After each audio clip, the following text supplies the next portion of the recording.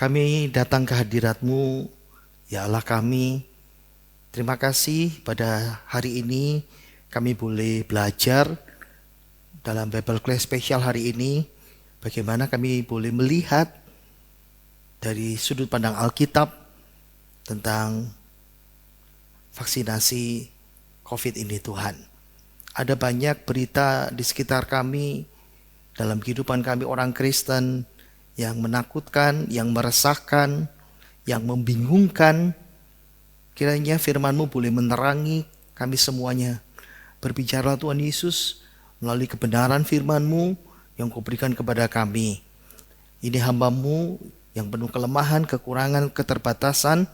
Kiranya Roh Kudus boleh mengurapi dengan dahsyat untuk menyampaikan isi hati-Mu ya Tuhan. Berbicaralah Tuhan, kami siap untuk mendengar. Dan urapi seluruh pendengar, urapi jemaat-Mu semuanya boleh mendengarkan dengan hikmat-Mu, pengertian-Mu yang Kau tanamkan dalam hati kami. Dan biarlah kasih dan kemurahan-Mu boleh ada dalam kehidupan kami. Terima kasih Tuhan, di dalam nama Tuhan Yesus Kristus kami siap belajar kebenaran firman-Mu dalam Bible Class Special hari ini. Dalam nama Tuhan, haleluya, amin. Shalom, selamat belajar kembali dalam Bible Class Special kita hari ini. Ada banyak cerita-cerita tentang vaksin COVID ya dalam kehidupan kita orang Kristen. Hari ini saya akan membahas tentang vaksin COVID menurut Alkitab. Nah, saya akan memulai dengan teladan pemimpin Indonesia, Bapak Presiden Jokowi, dan dia divaksin yang pertama kalinya. Dan saya rasa sebagian besar dari kita menonton ya, entah kita nonton live, entah kita nonton klipnya yang banyak tersebar seperti itu. Oke, saya akan mulai dengan media sosial. Media sosial ini sungguh ada sudut positif yang cukup baik, tapi ada hal-hal yang negatif yang membuat orang-orang Kristen di hari-hari ini, karena vaksin COVID sudah mulai berjalan dan sudah dimulai di Indonesia dan di beberapa negara, dan itu menimbulkan ketakutan-ketakutan. Yang pertama tentang teori konspirasi. Wow, ini ramai sekali. Nah, ada banyak orang Kristen mendengar, tahu sedikit, mungkin tidak tahu banyak. Saya akan mau sampaikan tentang teori konspirasi ini. Dan yang kedua, ada berita-berita yang mengatakan bahwa saya tidak mau pakai vaksin ini karena vaksin ini dari Lucifer. Dan itu yang menyampaikan adalah hamba Tuhan. Dan itu menakutkan banyak orang. Hamba Tuhan kan mesti didengar seperti itu. Nah, yang ketiga, ketakutan di dalam vaksin COVID ini ada microchips yang berbentuk cairan atau blend, bercampur dengan cairan, dan itu penggenapan angka 666 dalam kitab Wahyu. Nah, 3 hal ini akan kita bahas. Nah, jadi kita mau cari jawaban dari Bible Class kita, spesial kita hari ini. Apa kata Alkitab? Bagaimana kita menyikapi, bagaimana kita mendengar. Nah, ada 3 hal yang kita bahas. Itu sebabnya kita mulai membahas yang pertama, namanya teori konspirasi. Nah, daftarnya cukup banyak sekali ya. Kalau ditanya tentang konspirasi teori atau teori konspirasi itu banyak sekali. Tapi saya berusaha membatasi dengan beberapa hal yang familiar, yang kita tahu sedikit lah paling enggak. Teori-teori yang seperti ini. Yang pertama misalnya penerbangan Malaysia Airlines MH370 yang hilang. Sampai sekarang nggak ditemukan. Wah, kalau saudara melihat cerita tentang dari teori-teori konspirasi ini, wow, ceritanya berbeda dengan fakta-fakta yang kita baca, yang kita ketahui. Ya, ada lagi misalnya tentang Coca-Cola baru. Ini kira-kira tahun 85. Kenapa Coca-Cola baru ini akhirnya gagal dan kembali lagi kepada Coca-Cola lama? Nah, ini teori-teori konspirasi juga mengatakannya seperti itu. Ada lagi seorang yang namanya George Soros. Kalau saudara seumuran dengan saya, pada waktu terjadi krismon dulu di Indonesia dan di seluruh dunia. George Soros ini seorang dari IMF yang datang untuk menolong kita bangkit dari keterpurukan ekonomi. Nah, George Soros ini pun dihubungkan dengan teori konspirasi. Ada lagi kelompok Freemasonry. Kelompok ini kelompok rahasia, tertutup. Wah, ada banyak cerita. Terbatas waktu kita ya. UFO, benda-benda luar angkasa, makhluk luar angkasa itu ditutupin. Ini ada teori konspirasi yang menyembunyikan mereka. Kalau di Amerika ada namanya Area 51. Wow, ceritanya rame, seru sekali. Nah, ada lagi masalah 911 WTC, gedung WTC kembar. Ketika runtuh oleh karena perbuatan teroris yang membajak pesawat lalu menabrakkannya. Tapi cerita yang berbeda dari teori konspirasi ini berbeda lagi. Ada lagi namanya Presiden Clinton Amerika Serikat ya, Barack Obama, Donald Trump. Jadi juga sebagai bagian dari teori konspirasi. Nah, yang terakhir ini adalah isu vaksin COVID. Ini adalah bagian dari teori konspirasi itu. Oke, apa sih teori konspirasi itu? Sebelum saya terangkan, saya mau kasih contoh dari beberapa contoh itu. Saya mau kasih dua contoh saja. Terbatas waktu kita ya. Yang pertama namanya flat earth, bumi datar. Jadi penganut teori konspirasi ini mengatakan bahwa kita ini ditipu mentah-mentah. Bahwa bumi itu sebetulnya bukan bulat. Tapi bumi itu datar. Nah ini orang-orang yang menganut paham seperti ini. Karena apa? Karena mereka percaya kepada teori konspirasi itu. Wah, kalau dibikin cerita banyak sekali ceritanya ya. Vaksin COVID-19. Oke, kita lihat teori konspirasi bumi datar. Ini ada orang-orang Kristen yang percaya seperti ini, saudara ya. Nah, teori bumi datar pertama kali muncul itu di Inggris pada abad ke-19. Sebetulnya teori konspirasi yang seperti ini, teori bumi datar. Tapi masalahnya jauh sebelum penemuan-penemuan sains, banyak orang dan orang-orang Kristen pada awal sebelum abad pertengahan itu mempercayai bahwa bumi itu datar. Dan itu dipegang sampai akhirnya orang menyadari, bahkan Alkitab pun menyadari, mengatakan kepada kita, Tuhan itu mengatakan bahwa dalam Yesaya bumi itu bulat. Nah, tapi masalahnya beberapa tahun terakhir ini dipopulerkan oleh konsultan perangkat lunak Amerika yang pada nama Mark Sargent, yaitu Sargent melalui channel YouTube. Hati-hatilah kalau baca, kalau dengar, karena banyak ceritanya. Di bahasa Indonesia juga ada di situ.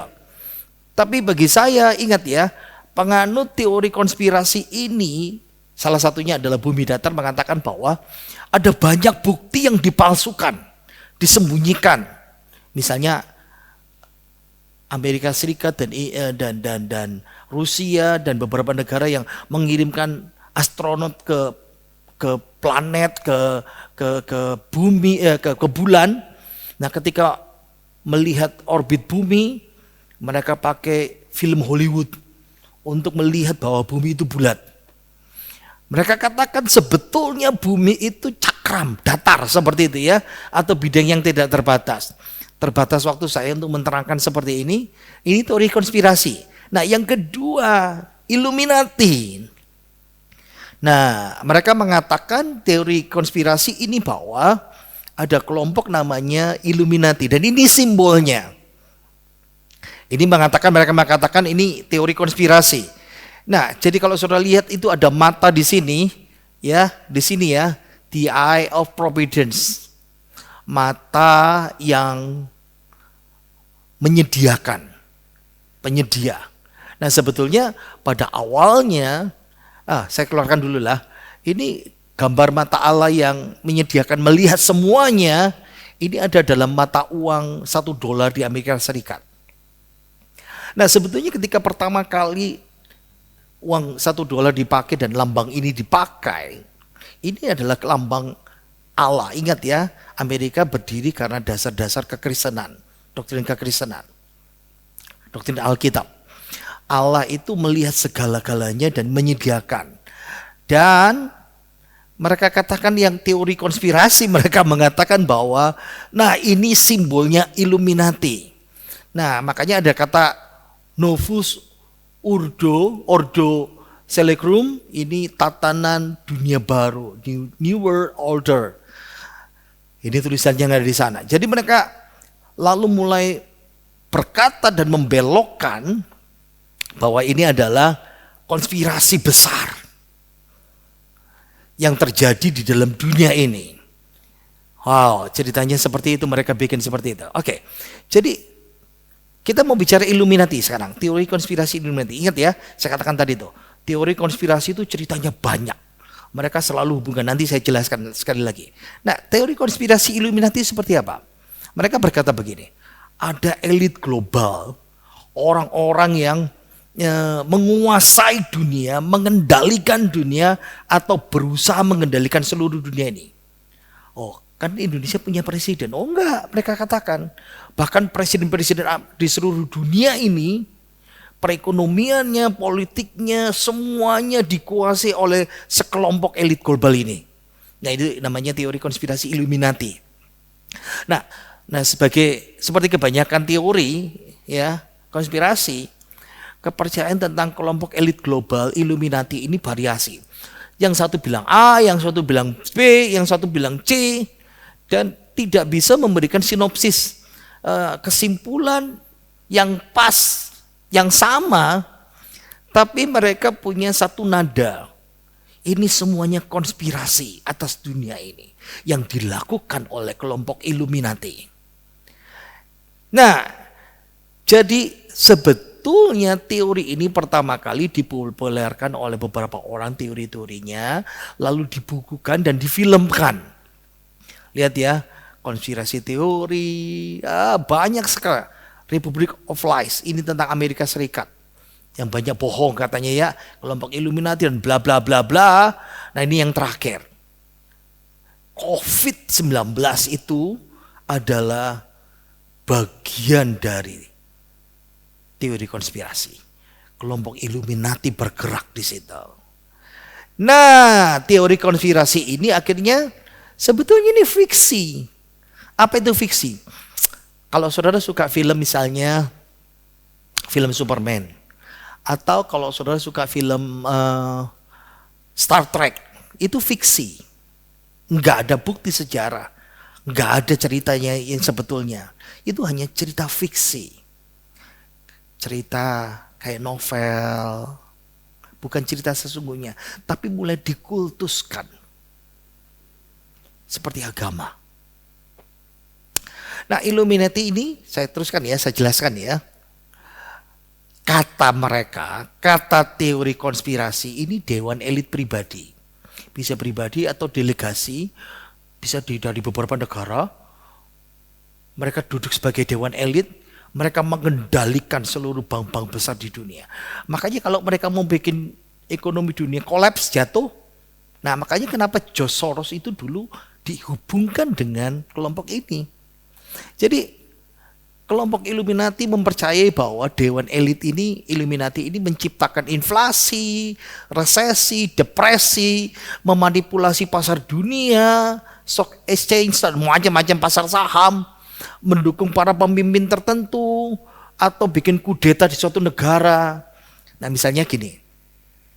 Kelompok Illuminati juga mengatakan bahwa misalnya bisa-bisa menghubungkan dulu Indonesia jatuh.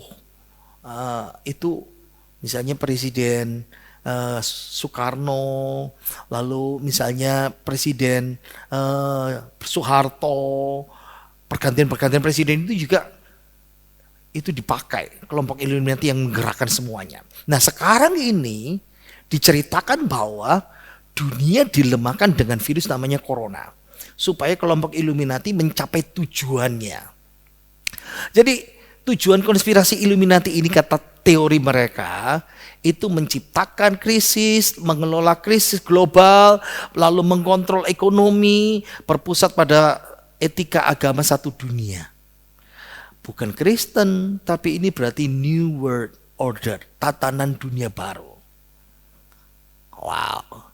Jadi akhirnya dikatakan, didesas-desuskan kelompok Illuminati lalu setelah bikin virus, sekarang bikin solusi.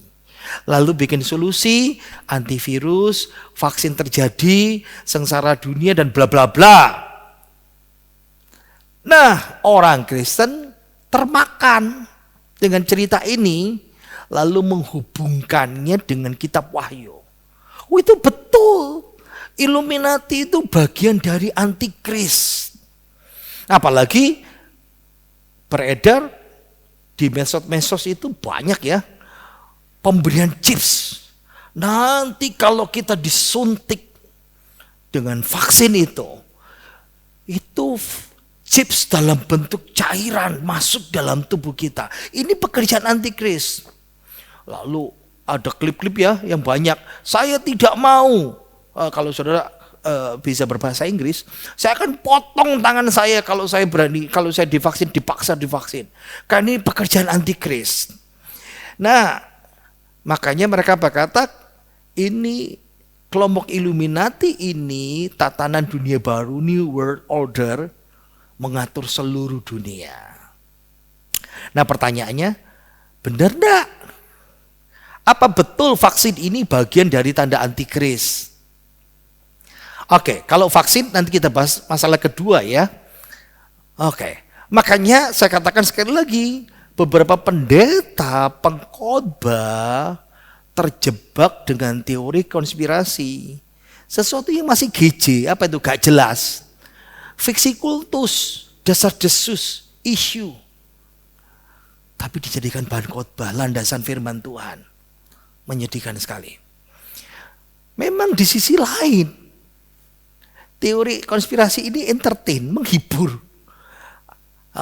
Hubungkan cerita antara COVID, global, sekarang timbul vaksin. Dulu ada di sini. Semua cerita itu bisa nyambung. Semua kekacauan ini bisa nyambung. Seperti saya bilang tadi itu kan, misalnya pesawat MH370 di Malaysia. Mereka bikin cerita nyambungnya seperti apa. Pokoknya semua masalah, semua kekacauan itu dihubungkan dengan mereka. Nah, seru sekali. Memang seru. Teori konspirasi itu spekulasi tentang misteri di masa depan. Kalau saudara suka thriller yang tegang-tegang itu, wah, iya cocok ya, mengurangi kebosanan yang seperti itu.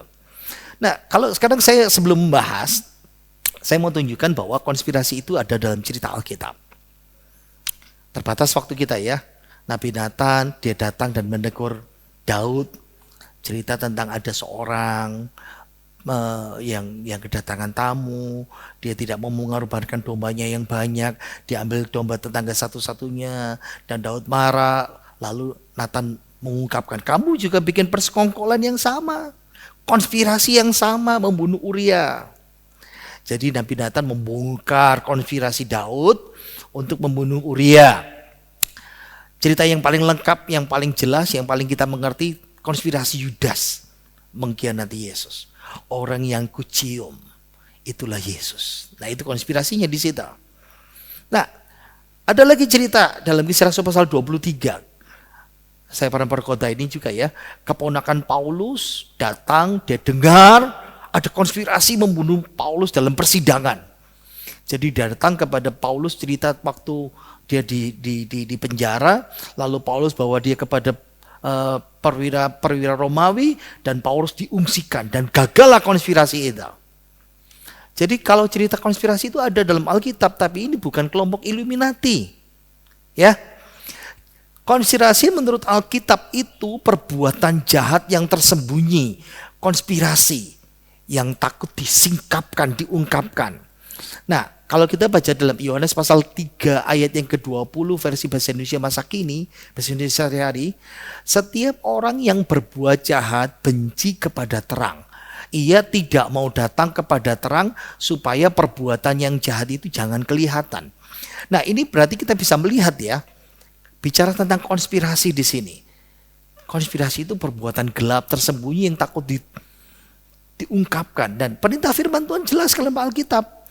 Kita harus membereskan dosa kita. Perbuatan jahat kita, konspirasi dosa kita. Bukan sesuatu yang gak GJ tadi itu. Teori konspirasi itu tadi itu ya. Nah, ada dua peringatan buat kita tentang teori konspirasi yang tadi itu saya sampaikan. Yang pertama, jangan mendahului apa yang Allah tidak ingin ungkapkan kepada kita. Ingat ya, Tuhan Allah, dia menekankan dua hal dalam Alkitab. Ada sesuatu yang Tuhan ungkapkan, ada sesuatu yang Tuhan tidak ungkapkan. Ada misteri yang Tuhan ungkapkan, ada misteri yang tidak Tuhan ungkapkan. Lihat ya, Ulangan pasal 29 ayat yang ke-29 versi bahasa Indonesia sehari-hari. Ada beberapa hal yang dirahasiakan Tuhan Allah kita. Tetapi hukumnya telah dinyatakannya kepada kita. Dan kita serta keturunan kita harus mentaatinya untuk selama-lamanya. Ingat ya, seperti yang saya katakan tadi itu awal. Jangan mendahului apa yang Allah tidak mau ungkapkan. Seperti itu ya. Nah, Daniel pasal 2 ayat 30, ini cerita Daniel ketika mengungkapkan mimpi rahasianya Nebukadnezar. Saya bacakan. Tetapi bukan karena hamba lebih bijak daripada orang lain, sehingga hamba mengetahui rahasia mimpi baginda. Melainkan karena Allah sudah memberitahukan. Allah sudah mengungkapkannya. Nah, yang kedua, Allah akan memberitahu kepada kita apa yang kita perlu. Ingat ya, Allah itu maha tahu.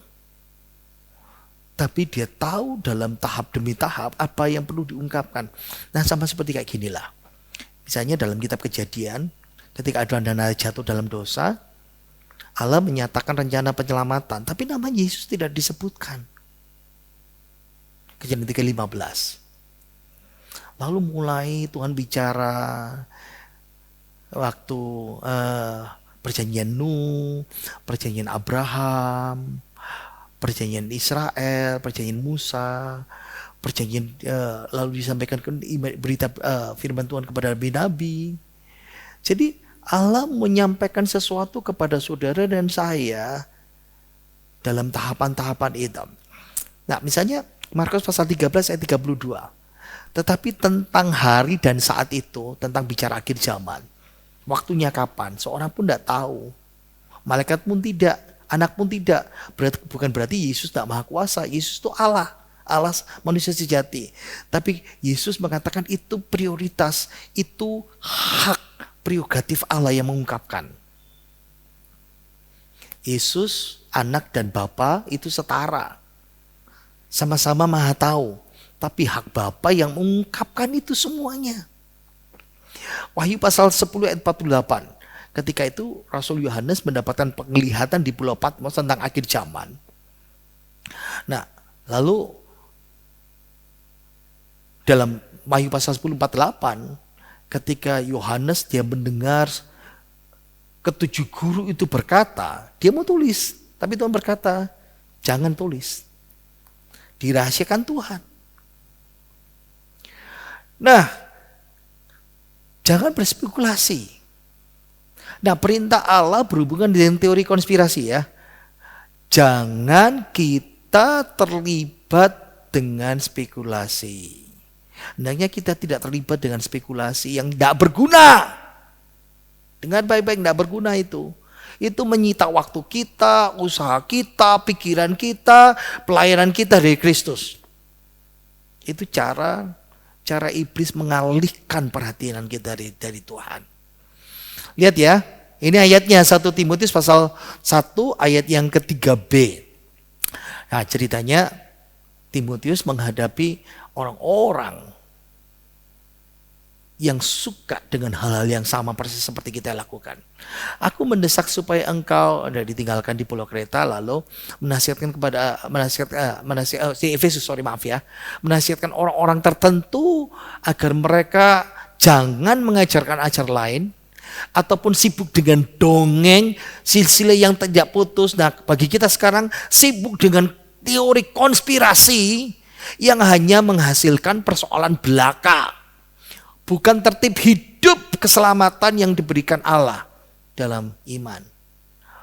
Kita ini geje masalah gitu. Kepo, tapi yang nggak jelas sama sekali itu. Apalagi, yang kedua, nggak usah takut. Kalau itu subuhan gimana? Nggak usah takut.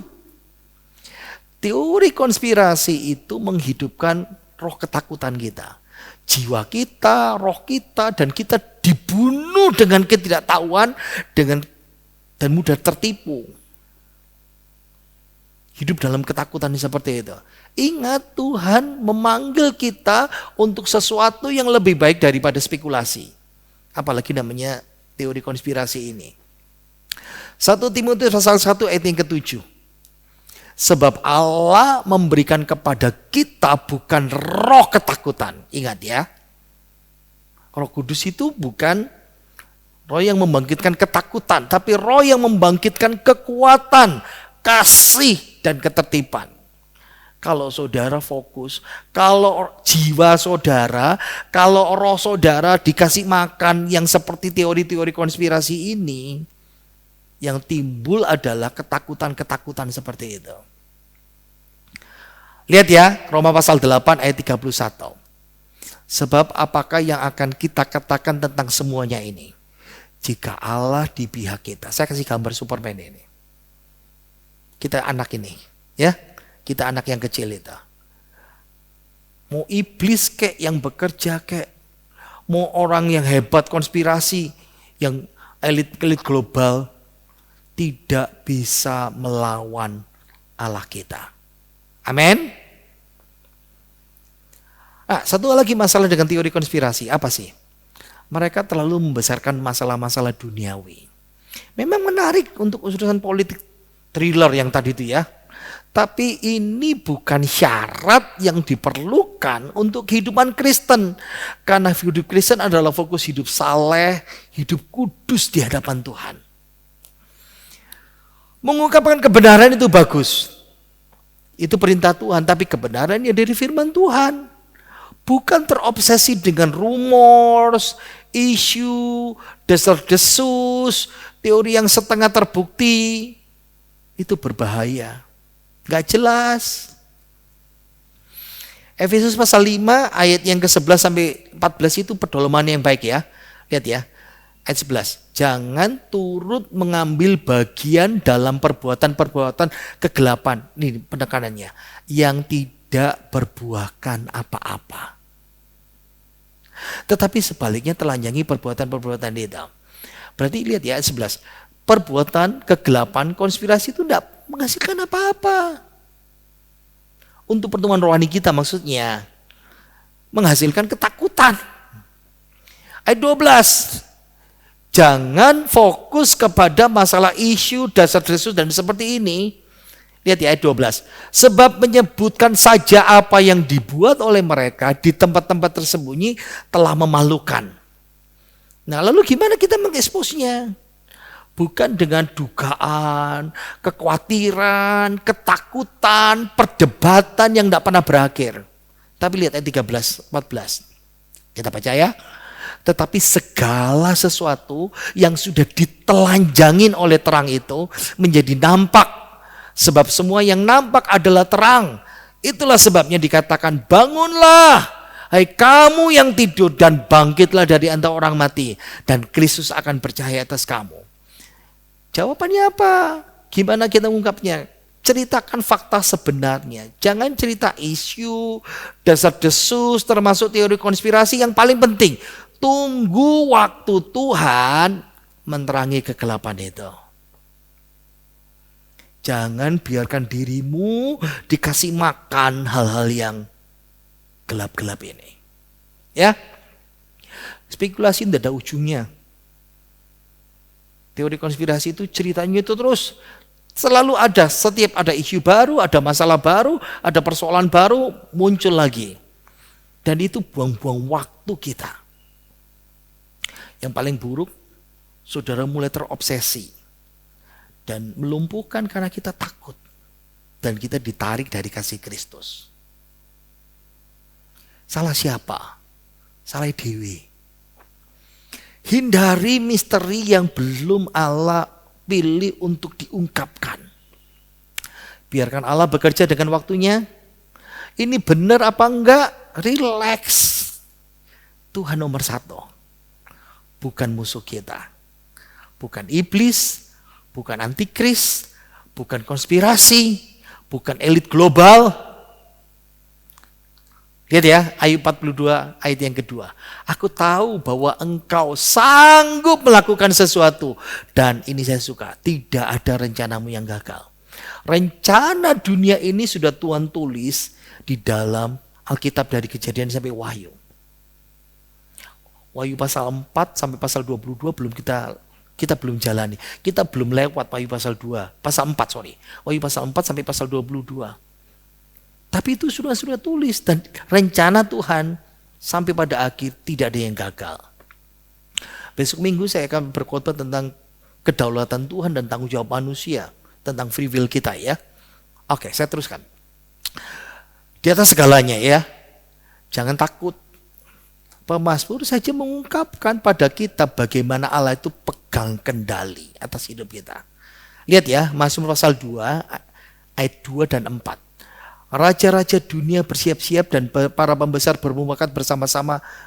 Itu kapan? Ayat ini bicara di masa, ada dua hal ya. Di masa sekarang, orang-orang yang benci kepada Kristus. Tapi ada penggenapan di masa depan yang belum terjadi. Kapan itu? Di masa perang Harmagedon. Raja-raja dunia bersiap-siap dan pembesarnya bermufakat melawan Tuhan dan yang diurapinya. Mereka menolak Yesus datang. Di akhir 7 tahun. Dia yang bersemayam di sorga tertawa. Tuhan mengolok-olok mereka. Tuhan itu ketawa kalau melihat konspirasi seluruh dunia di masa depan.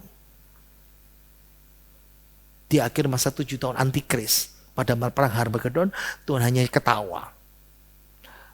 Dengan nafas yang keluar dari mulutnya Tuhan binasakan itu semuanya. Selesai. Nah ini perintah Tuhan buat kita. Saudara mau dengar suara Tuhan Alkitab atau suara desas-desus itu? Yohanes 10 ayat 27 dan 20 sampai 29. Domba-dombaku mendengarkan suaraku dan aku mengenal mereka dan mereka mengikut aku. Dan aku memberikan hidup yang kekal kepada mereka. Dan ini font warna kuning. Mereka, siapa? Domba-domba, saudara dan saya. Mereka pasti tidak akan binasa sampai selama-lamanya. Dan seorang pun tidak akan merebut mereka dari tanganku, kata Tuhan. Bapakku yang memberikan kepada mereka lebih besar. Bapak lebih besar daripada elit-elit dunia. Kalaupun ada teori konspirasi itu. Seorang pun tidak akan merebut mereka dari tangan Bapa. Amin. Jangan takut dengan teori konspirasi. Sekarang yang kedua kita bahas tentang apakah vaksin COVID itu dari Lucifer. Wah ini ramai sekali ini sekarang ya. Karena kita sudah mulai divaksin minggu ini. Ya, mungkin sudah nanti bulan Februari, Maret, April sudah mulai berjalan di seluruh Indonesia seperti ini. Nah, apakah vaksin dari Lucifer? Beredar video Bill Gates. Bahasa Inggris ya. Intinya itu seperti ini. Bill Gates itu berkata, inovasi seperti vaksin bisa dimasukkan microchips sehingga ketika masuk itu akan orang yang kena vaksin itu karena ada microchip, entahkah bentuk cairan apa gitu, maka orang itu bisa terlacak. Ingat ya, lihat ya, ini sumbernya dari Reuters. Ini berita hoax. Bill Gates berkata seperti itu. Tapi itu editan. Ini kan cerita hoax yang seperti gini kan banyak di Indonesia kan. Ini orang ini ngomong A, ngomong B, ngomong C. Di tempat yang berbeda, dipotong-potong, diedit. Atau ada yang utama dibuang. Sehingga ketika ini dan ini digabung. Itu cerita yang dulu terjadi pada Ahok gitu loh. Masih ingat enggak? Nah ini berita yang hoax. Ini diedit yang menyesatkan, menggabungkan dua bagian pidato pada Forum Inklusi Keuangan tahun 2013. Di sini di video sosial, media sosialnya, medsos, seolah-olah Bill Gates mengatakan inovasi seperti vaksin kita perlukan sistem pengukuran untuk melacak vaksin itu. Ini editan, digabung-gabung, dipotong-potong. Itu orang Kristen percaya, pendeta percaya, sangat kasihan sekali. Satu lagi, pesan yang besar di media sosial tentang vaksin Lucifer. Vaksin COVID dari Lucifer. Dari mana? Rame, Luciferase. Ini dari Lucifer. Capek deh. Pesannya seperti ini. Vaksinnya Bill Gates itu mengandung enzim luciferase. Sekali ditanam kayak tato. Tidak bisa dihapus, tidak bisa dicabut. Makanya ada orang bereaksi. Orang-orang Amerika yang garis-garis keras itu. Kalau saya dipaksa divaksin, saya potong tangan saya. Wah. Saya teruskan ya. Kalau vaksinnya sudah tertanam, selamanya dalam tubuh, enzim ini mengubah struktur DNA. Aduh, lalu manusia jadi robot, dikontrol sama New World Order. Ya Illuminati tadi itu. Ini orang Kristen, ini pendeta, ini pengkhotbah korban hoax. Dan teori konspirasi yang masih GJ. Fiksi. Orang Kristen yang mudah tersesat, dia telan mentah-mentah semua info. Info benar, info baik, info hoax, palsu. Info hoax tentang vaksin COVID ini dikaitkan sama antikris, termasuk microchips, ink tato, masuk lagi lah banyak. Ntar lagi pasti muncul lagi. Nah beberapa orang Kristen yang gagal paham, telan mentah-mentah. Lu ini Bill Gates ngomong sendiri. Selidikin, percaya. Yang gagal paham ini percaya bahwa vaksin ini penggenapan wahyu. Nanti chipnya dipasang. Ini bagian dari antikris. Makanya menghubungkan Luciferase ini dengan Lucifer. Namanya setan. Lucifer itu nama setan ya. Nama malaikat Tuhan yang jatuh karena ingin merebut takhta Tuhan dalam Alkitab. Nah, makanya chips ini bagian dari enzim Luciferase masuk dalam vaksin, nanti ceritain banyak macam ya. Lalu masuk dalam tubuh, intinya sama. Lalu setan antikris Lucifer menguasai hidup kita dan merubah kita dirubah jadi robot. Itu dikutbahin. Pembahasan nanti ya Wahyu pasal 13 saya jabarkan dengan jelas nanti di pasal 3 di nomor 3. Tapi pahami dulu vaksin Luciferase ini enzim Luciferase ini ya. Ingat ya, gagal pahamnya di sini. Enzim Luciferase ini enzim penghasil cahaya. Lihat ya. Secara alami ini kunang-kunang. Ingat ya, waktu kita kecil suka main kunang-kunang karena dia bercahaya. Nah, Luciferase ini enzim penghasil cahaya secara alami ada di kunang-kunang dan banyak mikroorganisme terestrial dan laut yang bercahaya ya. Siapa penemunya? Nah, ini Raphael Horace Dubois. Dia seorang farmakologus Prancis abad ke-19. Ketika dia menemukan enzim luciferase, dia kasih nama dari kata Lucifer, bukan setan, tapi luciferase karena dia pembawa cahaya. Jadi perdebatan entahkah vaksin COVID pakai enzim luciferase, kan ingat ya, vaksin COVID kan macam-macam, ada yang pakai, ada yang nggak tahu. Mau pakai mau enggak itu tidak ada hubungannya dengan Lucifer sama setan. Jangan disesatkan dengan hoax. Kasihan sekali banyak orang Kristen dan hamba Tuhan yang tersesat seperti ini. Nah, yang ketiga, saya bahas tuntas dalam kitab Wahyu. Apakah vaksin itu vaksin COVID itu bagian chips dari 66? Ayo kita baca dulu ya. Wahyu pasal 13 ayat 16 sampai 18. Dan ia, sebetulnya konteks ini nabi palsu ya. Dan ia menyebabkan sehingga kepada semua orang, kecil atau besar, kaya atau miskin, merdeka atau hamba, diberi tanda pada tangan kanannya atau pada dahinya. Dan tidak seorang pun yang dapat membeli atau menjual selain daripada mereka yang memakai tanda itu, yaitu nama binatang itu atau nama bilangan namanya. Yang penting di sini ialah hikmat. Barang siapa yang bijaksana, baiklah ia menghitung bilangan binatang itu, karena bilangan itu adalah bilangan seorang manusia, dan bilangannya ialah 666. Nah, Wahyu 13 ayat 18 jelas sekali tanda antikris, bilangan namanya adalah 666. Dan dengan jelas ada dua tanda yang menonjol, yang mudah terlihat di telapak kanan, tangan kanan dan di dahi.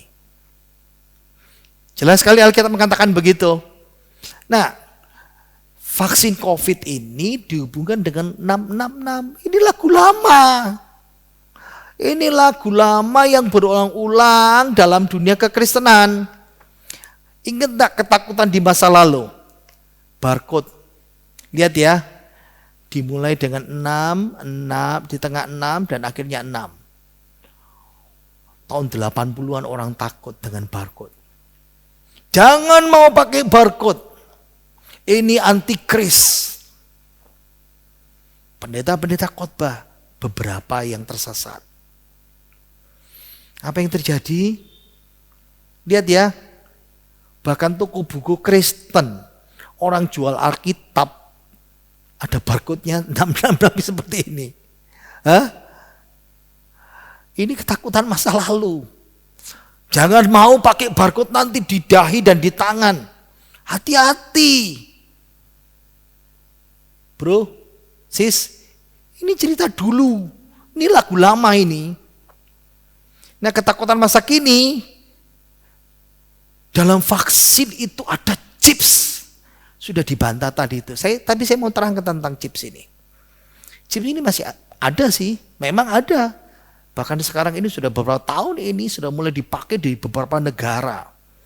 Chips yang ditanam di tangan. Sedikit lebih besar. Ini butiran beras ya. Kalau kita lihat ini di telapak tangan. Nah, ini butiran beras. Ini chipsnya seperti ini. Nah, chips itu ditanam di tangan ini. Untuk apa? Itu di situ ada data kesehatan kita, data kependudukan kita, bahkan pada akhirnya nanti menuju kepada tentang pembayaran cashless. Jadi kartu kredit, urusan bank, urusan apa di situ semuanya. Dan orang berkata, wah ini antikris, jangan mau. Bahkan lagu lama ini masih dikhotbahkan sampai sekarang oleh beberapa orang. Dan orang Kristen masih pegang dan percaya. Saya mau jelaskan Wahyu pasal 13, pelan-pelan ya. Ketakutan orang Kristen karena dinanti, bukan sekarang ya. Di masa 7 tahun aniaya, di masa antikris, manusia-manusia itu dibedakan. Ada yang dikasih tandanya antikris, 666, dan ada yang tidak dikasih. Orang Kristen suruh bertahan, katanya begitu, pengajarannya begitu. Makanya orang hubungan ini dengan chips. Jangan mau dipakai. Ingat ya, konteks ini cara eksklusif nabi palsu. Ingat Tritunggal setan di masa antikris. Lucifer, iblis, Satan, naga, ular tua, nabi palsu, binatang besar atau antikris, lalu ketika nabi palsu. Ini Tritunggal setan. Nah, itu membedakan bagaimana penyembah patung antikris dengan yang tidak menyembah. Yang menyembah yang ikut antikris bisa membeli, menjual, perdagangan, dikasih tanda antikris 666 di tangan dan di dahi. Nah, orang Kristen lalu menghubungkannya dengan chips. Pilihan yang pertama di masa 7 tahun, ingat ya, di masa 7 tahun antikris diidentifikasi dengan tanda 66 boleh hidup. Yang menolak pakai tanda ini dibunuh, binasa, karena tidak bisa beli makan, tidak bisa dagang dan semuanya, karena tidak mau pakai tanda ini. Nah, ada pemaksaan atau terpaksa pada semua orang besar kaya, tua muda kaya miskin, merdeka atau hamba, dalam konteks Alkitab ayat 13, semua kelas kategori masyarakat harus terima tanda. Nah, karena pemahaman ayat 13 ini ditambahi oleh pendeta-pendeta yang mengajar vaksin COVID itu tanda 666, beberapa orang Kristen dengan tegas mau komen di kolomnya, mau komen di kelompok grupnya, mau sampai keluarkan klip-klip yang mengatakan tegas saya nggak mau pakai vaksin COVID karena itu miliknya antikris. Ini yang ditakuti oleh orang Kristen. Pahami, kata tanda itu dari kata Yunani namanya karakma. Karakma itu seperti stempel. Kayak gini ya. Kata ini dipakai dalam Alkitab, saya keluarkan saja ya. Misalnya seperti sesuatu yang diukir, digrafir, di batu, di kayu, ya. Ini seperti stempel kayak gini. Zaman dulu sampai zaman sekarang, beberapa orang melakukan ini. Kalau saya punya ternak sapi, nah nama saya Jonathan. Maka sapi saya kalau mau dibedakan dengan orang lain, saya ambil besi panas huruf J, simbol nama saya, lalu dibakar, membara, dinyos pada kulit sapi itu. Nah, itu seperti karakma itu. Itu gambarannya karakma ya. Nah, ini kalau secara rohani ini bicara tentang tirani, perbudakannya iblis. Jadi sistem kependudukan, perdagangan, penyembahan, kehidupan diatur sama sistem antikris. Nah, orang Kristen menghubungkan dengan chips ini dengan yang sekarang dipakai ini dengan tanda antikris. Ingat ya, kalau cerita tentang dalam Wahyu pasal 13, ada orang bertanya seperti ini. Kalau misalnya gini, saya Kristen, lalu saya pura-pura, nah Bapak saya mau terima pakai, tapi saya tetap percaya Tuhan. Iman saya dalam hati percaya pada Tuhan. Ingat, Alkitab mengatakan jelas, kalau engkau pakai tanda itu, walaupun engkau berkata, aku imanku percaya Yesus, engkau menyembah antikris dan menghujat Allah. Dan dianggap menolak Yesus Kristus. Nah, apa pernyataan Tuhan? Ayo kita baca ayat 18 ya. Yang penting di sini ialah hikmat. Barang siapa yang bijaksana, baiklah ia menghitung bilangan binatang itu. Karena bilangan itu adalah bilangan seorang manusia atau bilangannya ialah 666. Kesalahan masa lalu. Apa itu? Masalah 666 ini ya. Dulu orang Kristen abad pertama, ingat ya abad pertama, gereja mula-mula itu dimusuhi oleh kerajaan Romawi. Sehingga kaisar-kaisar Romawi itu dianggap 666 karena menyeru menyembah mereka sebagai kurios, Tuhan. Lihat ya, Nero, Caligula, Titus itu disebut antikris. Ternyata lewat. Itu abad pertama, saudara.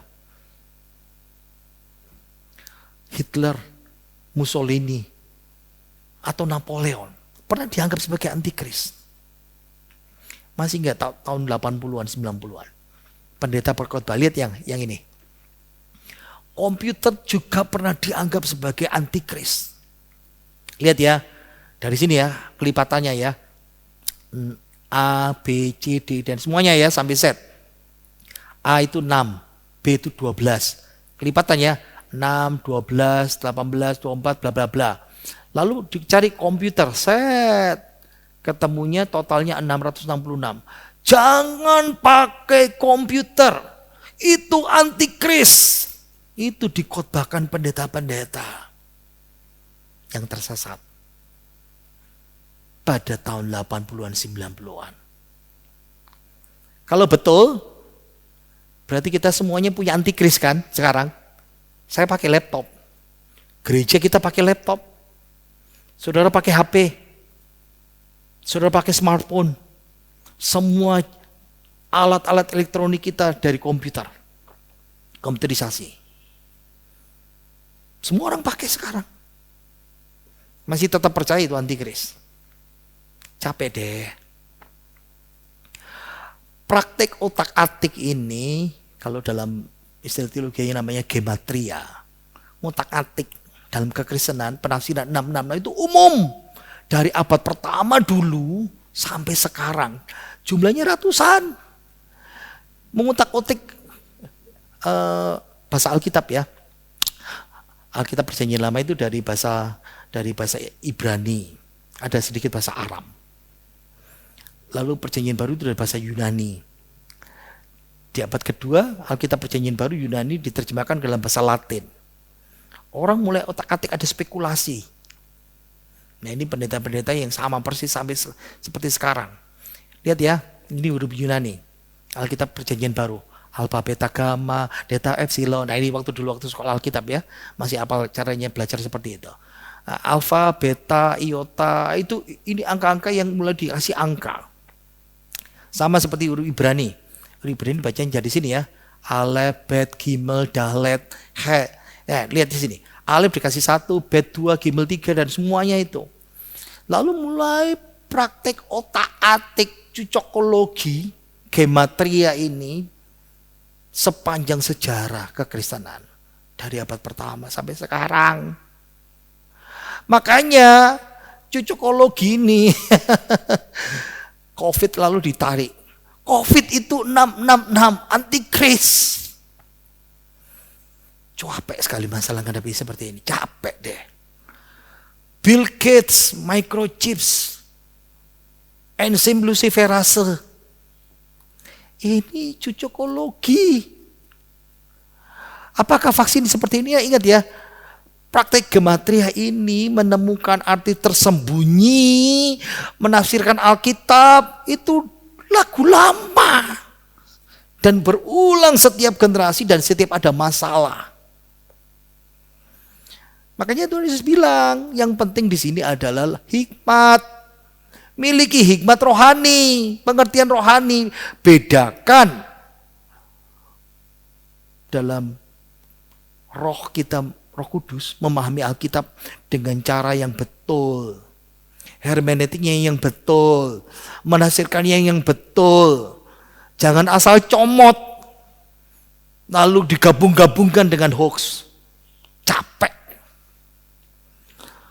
Mau berhikmat, menafsirkan Alkitab, hermeneutiknya betul, penafsirannya betul, atau praktek cocokologi, mencocok-cocokkan. Bahasa Jawanya nggatuk-nggatuk no. Mungkin yang terbaik kita mau lalu apa sih artinya 666 itu? Biarkan misteri itu terpecahkan sendiri. Ingat yang pertama tadi itu. Kalau Allah ungkapkan, biarkan Allah yang menyatakannya sendiri. Kesimpulan yang paling aman, kejahatan Trinitas iblis, Lucifer, antikris, nabi palsu, 666, angkanya 6 manusia. Meniru Trinitas, Bapa, Putra, Roh Kudus. 7 itu angka Allah, angka sempurna. 777. Selalu gagal dan gagal. Kesimpulan, ingat ya. 666 itu tanda ukir, stempel kepemilikan yang dimiliki oleh antikris untuk menguasai manusia. Tapi itu bukan teknologi. Barcode, komputer, vaksin, chip. Vaksin COVID itu bukan tanda 666 antikris. Tanda 66 itu pun di zaman 7 tahun antikris. Nanti, bukan sekarang masa gereja. Mana buktinya? Habis ini saya tunjukkan. Ya, bukan terjadi pada zaman sekarang. Kita sekarang hidup pada zaman gereja. Gereja masih ada dalam dunia. Sesudah gereja diangkat dalam rapture, baru masa antikris itu datang, baru antikris muncul, baru di tengah-tengah ada 666. Mana buktinya? Nanti saya tunjukkan bagian yang terakhir itu. Jadi jangan takut. Kita tidak masuk masa 7 tahun antikris. Tanda 66 itu ada di masa antikris. Enggak sekarang. Lalu apa kesimpulannya rohani buat kita? Ini pertanda buat kita bahwa rapture, kedatangan Tuhan itu sudah dekat. Mesti jaga-jaga hidup kita. Nah, sekarang saya mau tunjukkan sama saudara ya. Tanda 66 ini pada zaman antikris, bukan pada masa sekarang. Mana buktinya? Ayo kita tunjukkan ya. Bicara soal hari kiamat, ini yang paling ditakuti orang Kristen. Sebetulnya hari kiamat itu bukan sesuatu yang menakutkan ya. Berkali-kali kalau saya ngajar di mana-mana, saya katakan, nah kebetulan saya mendalami pelajaran eskatologi. Saya mengajar dari tahun 97 sampai sekarang. Kalau bicara soal hari kiamat, tentang sejarah dan masa kini, tentang ramalan nubuatan, ada banyak lagu lama. Pada masa awal gereja namanya Montanus, abad kedua. Dia di Frigia, Turki modern. Dia dapat gini, saya dapat visi dari Tuhan, saya dapat penglihatan dari Tuhan. Roh Kudus bicara audible sama saya, bahwa second coming Tuhan akan datang, Yerusalem baru akan muncul. Dan banyak orang Kristen tinggalkan semuanya, karena dengar hamba Tuhan ini, imigrasi, tinggalkan semuanya, imigrasi ke Papua dan Timion di Frigia, di Turki ini, karena menurut nubuatan Yerusalem baru itu ada dalam Alkitab. Wahyu pasal 21-22, cocokologi dimunculkan. Dengar suara Tuhan, suara Roh Kudus, dihubungkan dengan Alkitab. Tapi Tuhan Yesus gak datang. Gagal. Johannes Stoffler, ahli matematika, astrolog Jerman. Dia meramalkan ada banjir besar seperti zaman Nuh. Dunia akan dihancurkan dengan air bah. Stop. Padahal Tuhan berkata kepada Nuh, aku tidak akan mengirimkan air bah untuk memusnahkan bumi. Tapi dia bilang, oke, dengerin ya, 25 Februari 1524 akan datang. Kenapa? Karena astrolog, ahli matematika dan orang Kristen ini, mengerti Alkitab ini, dia kata planet akan sejajar dengan konstelasi Pisces. Tanda air. Kalau sekarang pasti WA ya, broadcast, Twitter, wah, Facebook, Instagram dikeluarkan. Zaman dulu kan pamflet, cuman selebaran saja, flyer itu. Wah, panik. Dan bangsawan Jerman, Count van Eham, dia bangun bahtera 3 tingkat. Siap-siap. Persis 25 Februari 1524. Hujan, orang berkata, Tuhan menggenapi. Tapi hujan biasa, gak ada banjir, gak ada air bah. Gagal lagi. Di Inggris, angka 66, Wahyu pasal 13. Ini cocokologi lagi. Ya, mencocok-cocokkan gematria ini tadi itu. Tahun 1666 itu hari kiamat. Alkitab katakan orang Kristen di abad ke-17 tahun 1600-an ini, wah, takut semuanya. Nah, ada peristiwa besar Great London Fire. Ternyata betul tanggal 2 sampai 2, 3, 4, 5 September. Terbakar kota London. Satu kota hancur, 87 gereja hancur, 13 kota rumah hancur. Dan orang berkata, ini hari kiamat. Tapi selesai, korbannya cuma 10. Kiamat pun usai. Ternyata bukan kiamat, gagal lagi. Ada lagi hamba Tuhan, William Miller, nubuatan 1831. Second coming. Kalau tanya apa sih kakak-kakak? Kedatangan Kristus kedua kali. Nah ini nubuatannya. Jadi Kristus akan datang tahun 1843. 100.000 pengikutnya yang percaya. Ternyata Yesus nggak datang. Oh lalu dia revisi. Oh enggak, saya salah hitung. 1844. Ternyata gagal lagi. Capek kan? Ini nabi produktif. Abad ke-20 namanya Harold Camping.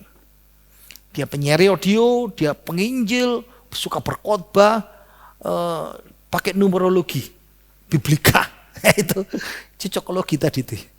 Aduh capek, dia nubuat 12 kali tentang kiamat. Gagal semuanya. Tahun 90 dia diterbitkan, tahun 94 akan dari kiamat. Saya kuliah S1 tahun 91 sampai 94. Wah, rame sekali waktu itu. Tuhan mau datang. Mau orang percaya. Ternyata Tuhan gak datang tahun 94. Karena tahun berapa ya? 2021 kan? Nubuat yang paling terkenal 21 Mei 2011. Ini pas 7.000 tahun sesudah Erba. Direvisi. Salah. 21 Oktober setelah lewat. Gagal maning, gagal lagi. Ya. Di Indonesia, mangapin sih Bu ya? Dia dengar suara Roh Kudus. Saya dengar suara Roh Kudus. 10 November tahun 2003. Hari pahlawan ya. Kiamat. Jemaatnya jual toko, sawah, rumah, harta, anak berhenti sekolah, mahasiswa berhenti sekolah, resign. Pakai ini resign, semua yang tinggalkan. Kumpul semuanya di gereja dan yang percaya banyak tumpuk blek di situ. Lihat fotonya. Kumpul di situ, ternyata kiamat pun usai. Pernah lihat, dengar Lee Aiden meramal tentang kiamat 2 kali, gagal lagi. Dia ramal lagi, masih ada yang percaya, itu keterlaluan ya. Masih dengar enggak? Masa-masa yang lalu, bunyi sangkakala terdengar. Berkali-kali diungkapkan seperti ini. Maaf, hamba Tuhan yang terkenal John Hagee, dikutip banyak pendeta. Blood moon ini penggenapan. Wahyu pasal 6. Sampai 4 kali gagal lagi. Ini hamba Tuhan Jim Bakker. Pada show Desember tahun 2015, Tom Horn dia promosikan buku Zenith 2016. Antikris akan muncul 2016. Sekarang tahun berapa ya? Gagal lagi. Masih rame. Tahun 2017, tanda besar di langit. Gagal. Sekali lagi yang rame. Gagal. Chips. Ini yang rame tahun 2019. COVID-19 menggenapi meterai keempat. Bro, sis, ini gagal. Saya tunjukkan nanti ya. Makanya banyak orang Kristen takut berita-berita yang berhubungan dengan akhir zaman. Karena bahkan juga ngajar dan khotbah ngawur. Karena nggak paham tentang firman Tuhan itu. Saya tutup dengan suatu penjelasan dari kitab Wahyu secara keseluruhan, secara singkat ya. Untuk bisa mengerti kitab Wahyu, saudara harus mengetahui bahwa kata kunci untuk membuka 22 pasal kitab Wahyu, saudara harus baca dari Wahyu pasal yang pertama ayat 19. Ini kunci untuk membuka kitab Wahyu. Abaikan angka 1, 2, 3 dan pasal-pasal ini untuk menolong kita. Ayo kita baca ya. Karena itu tuliskanlah apa yang telah kau lihat, baik yang terjadi sekarang maupun yang terjadi sesudah ini. Nah, ini untuk memahami kitab Wahyu, saya keluarkan ya. pasal 1. Apa yang kau lihat, kau yang telah, ingat, sudah terjadi. Lihat ya, apa yang kata telah berarti sudah terjadi. Apa itu? Pasal 1. Penglihatan tentang Yesus Kristus yang dibangkitkan dan dalam kemuliaan. Agak cukup panjang ceritanya ya. Saya tidak bisa menjelaskan, tapi saya jelaskan. Ini sudah terjadi. Yesus dimuliakan. Lalu tuliskanlah apa yang terjadi sekarang. Ini bicara sedang terjadi dan bicara 7 jemaat. Saudara dan saya, kita sekarang hidup di pasal 2, pasal 3. Jadi kalau ditanya, kita sekarang di Wahyu hidup di mana? Di pasal 2, pasal 3. Karena ke-7 jemaat ini menggambarkan bagaimana kondisi gereja di seluruh dunia. Disimpulkan dengan 7 jemaat ini. Lalu ingat ya, tuliskanlah apa yang telah kau lihat, pasal 1 sudah terjadi. Yang terjadi sekarang, pasal 2, pasal 3. Kita sekarang di sini. Baik yang maupun yang akan terjadi sesudah ini. Pasal 4 sampai pasal 22 batas waktunya. Belum terjadi. Lihat ya. Kita sekarang hidup di pasal 2, pasal 3. Dan gereja akan berakhir di pasal 5, pasal 6. Tentang heavenly vision. Penglihatan surgawi. Pasal 4 ayat 1. Ini pasal 2, pasal 3. Pasal 2, pasal 3 ayat terakhir, masuk pasal 4 ayat 1. Ada waktu ya kita ya. Rasul Yohanes digambarkan, naiklah kemari. Itu bicara apa? Bicara rapture. Jadi gereja harus mengalami rapture dulu. Baru masuk masa penghukuman dunia, 7 meterai. 7 sangkakala. Di sini antikris muncul di meterai pertama. Yang disebut tadi itu Jim Baker. Salah. Ingat, antikris tidak bisa muncul. Sekali lagi, antikris tidak bisa muncul kalau gereja belum diangkat. Amin. Bukan saya yang ngomong, bukan Jonathan yang ngomong. Tapi Alkitab yang ngomong.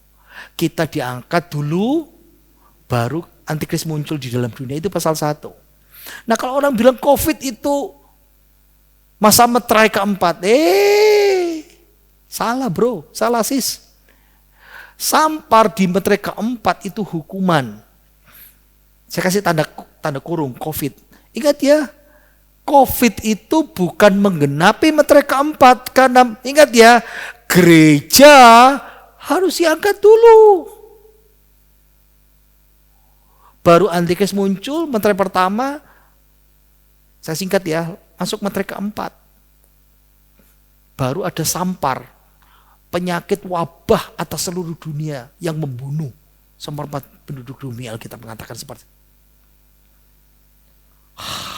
Capek deh. Bunyi sangkakala terdengar. Nah ini, kalau kita sangkakala orang percaya, malaikat membunyikan sangkakala, 1 Tesalonika pasal 4 13-18 kita diangkat. Oke, bicara tentang blood moon yang John Hagee bilang. Blood moon ini yang John Hagee katakan di masa gereja tadi itu bicara tentang fenomena alam. Tapi blood moon di sini bicara hukuman. Belum terjadi sekarang. Belum digenapi. Kenapa? Karena kita harus diangkat duluan. Gereja diangkat, meninggalkan dunia, ketemu Kristus di angkasa, di awan masuk ke surga, baru dunia masuk 7 tahun aniaya antikris. Jadi jangan takut, jangan takut. Bicara tanda besar di langit, ada di sini. Nah sekarang kalau bicara tentang tanda 66 itu pasal 13. Itu makanya saya katakan tadi itu, tanda antikris tidak bisa terjadi di masa gereja. Brosis, pahami ini. Kita diangkat duluan. Jadi kita tidak pernah mengalami jadi barcode, komputer, termasuk chip nanti yang dipasang kalau betul-betul terjadi. Dan kalau kita masih di bumi, itu teknologi. Bicara second coming, kata Montanus tadi itu. Ya. Wahyu 19, Yerusalem baru, Wahyu 21-22, itu belum terjadi. Kesimpulannya, nomor 1, orang percaya akan diangkat, rapture duluan, baru dunia yang tidak percaya Yesus masuk masa 7 tahun antikris.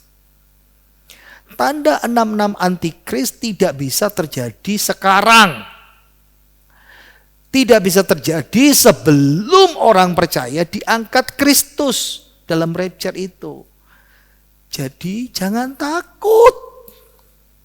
Jangan mau ditakut-takuti oleh pengajaran yang salah, cocokologi tadi itu loh. Capek deh. Berarti jawaban dari refleksi kita ini hari apa? Hari ini apa? Yang pertama, jangan takut dengan isu, rumor, desas-desus sesuatu yang nggak jelas seperti teori konspirasi. Yang kedua, vaksin COVID itu tidak ada hubungannya dengan Lucifer atau setan. Dan vaksin COVID itu bukan penggenapan kitab Wahyu tentang angka 66 dalam Antikris. Jadi lebih bijak. Saya kutip omongan dari Cokro TV, gunakan akal sehat. Kalau saya lebih suka gunakan penafsiran yang paling betul. Gunakan hermeneutik Alkitab. Jangan cocokologi. Mari kita berdoa. Kami bersyukur Tuhan, kami boleh belajar supaya kami tidak disesatkan oleh rupa-rupa angin pengajaran yang menakutkan, oleh rumor, desas-desus, oleh hoax, dan banyak orang Kristen tersesat. Ampuni hamba-hambamu yang mengajar salah. Dan ajarkan kami bisa paham akan kebenaran firman-Mu. Roh Kudus, urapi kami, bawa kami dalam pengertian yang jelas, supaya kami boleh paham akan kebenaran firman-Mu. Dan kami terima firman-Mu Tuhan. Berkati kami semuanya, Roh Kudus-Mu memberikan penerangan, pengertian, pemahaman, dan membuka pikiran dan akal kami. Terima kasih, kiranya Roh Kudus boleh memelihara hati dan pikiran kami, dan memeteraikan hidup kami sampai kedatangan Tuhan mengangkat kami di awan-awan. Biarlah kami boleh dikuatkan hari ini, dan kami boleh menjadi berkat buat orang lain. Mari kita buka tangan kita, terima berkat dari Tuhan kita Yesus Kristus sendiri. Kiranya berkat dari Allah Bapa, Putra, Roh Kudus, berkat rohani jasmani melimpah dalam kehidupan kita kami semuanya. Diberkatilah hidup kita, pekerjaan kita, rumah tangga kita, kesehatan kita, pelayanan kita, dan iman kita oleh Tuhan. Terimalah berkat dari Tuhan Yesus Kristus, menyertai kita serang sampai selama-lamanya. Dalam nama Tuhan Yesus Kristus. Haleluya. Amin. Terima kasih Tuhan Yesus memberkati dan juga memberikan persembahan kepada Tuhan.